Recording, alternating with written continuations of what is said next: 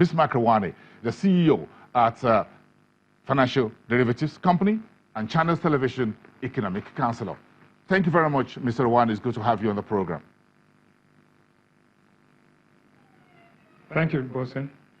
We'd like to have your first word on this developing story. Okay, let me step back a little bit and say, look, Nigeria needs total investment as part of GDP in this country is $66 billion. And that's out of $427 billion of GDP. We need to lift that to about $120 billion for it to make any impact in getting GDP. Therefore, this country and this government is interested in investment both domestic, diaspora, and international investment, both publicly quoted and privately held investment. Point number one. Point number two is that MTN had agreed to list, and you can either list by introduction or you can do an IPO, an offer for subscription where the company gets money, an offer for sale where people sell and then you get money. But what happened was an introduction by listing.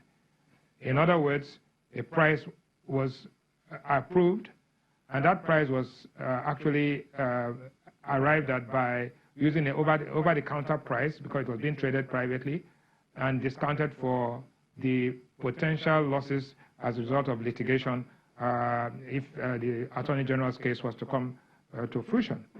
So that was the price. But the question is, no matter what the price is, if people are not willing to sell, they will not sell, and if people are not willing to buy, they will not buy. So the price mechanism actually determines the equilibrium price, which is effective demand and effective supply. Secondly, was there any wrongdoing? Wrongdoing by who?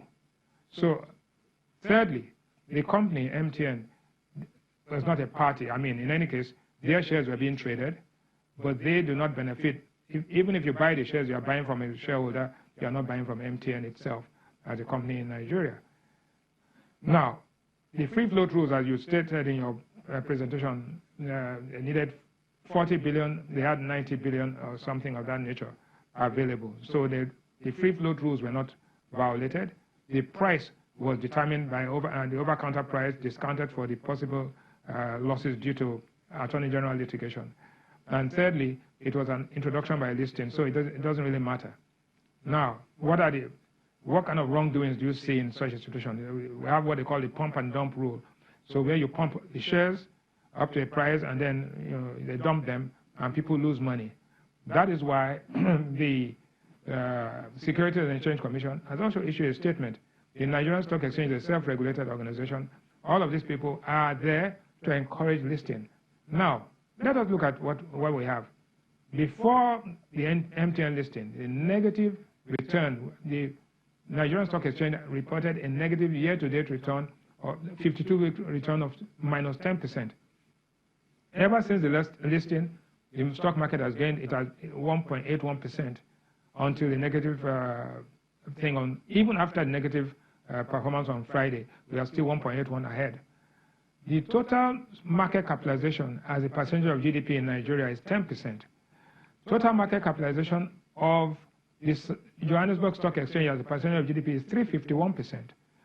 The total market capitalization of the United States capital markets as a percentage of GDP is 141%. There's no way you are going to grow your GDP. There's no way, if you are using an investment-led strategy, that you can grow it with only 10% of your market cap being your GDP. You need to get to the level of about 80, 90, maybe 100%.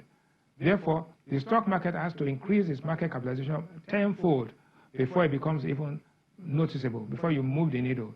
To do this, you need to encourage international investors as well as domestic investors. Investors don't care what you say and the promises you make. Investors actually notice the steps you take. The words are not as important as your deeds. Now, by sealing off MTN on Friday, the signal that was being sent is that as an investor, if there's any form of suspicious wrongdoing, you can be sealed off and the business can be brought to a halt. But does the EFCC have a right to go into a company? Yes, they do have a right. If there's a perception of wrongdoing, yes. but not to the extent that you actually make it so overt that everybody thinks that there is a violation of the laws. And don't forget, the Investment and Securities Act actually allows the Security and Exchange Commission and the tribunal to first investigate. That has to finish before you now determine whether there was a financial crime, and then you call the EFCC into it. So there's a process. There's a due process for normal behavior in this country. Yeah, yes. Mr. Rewane, yes, the EFCC has the right to investigate, but again, the SEC is the market regulator. So is it curious that, one, the EFCC is yet to make a formal statement of why it went into MTN offices asking for documents, asking for information.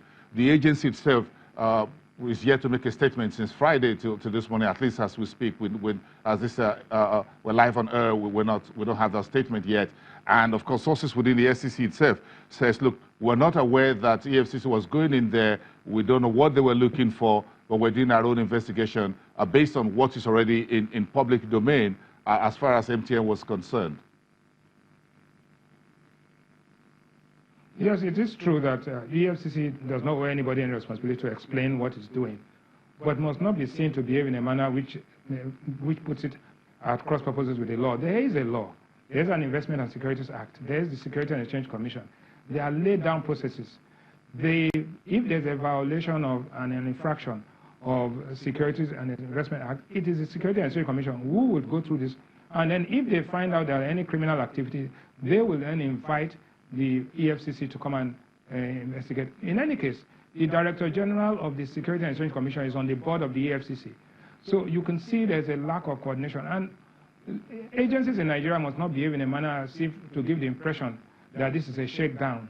Because that is, one can wrongfully come to the conclusion because of the curious nature of the investigation, the curious timing on a Friday afternoon of sealing up the company MTN.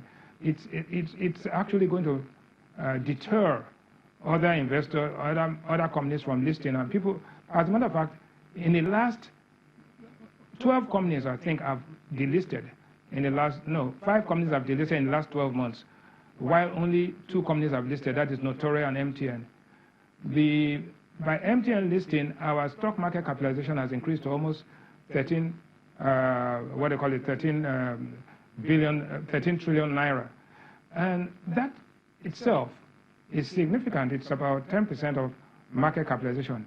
If MTN or if Glo and Airtel were to list and other oil companies were to list, we could actually push the level of market capitalization to a point which makes it attractive. Markets are judged by the size of market capitalization and the level of trading that is going on.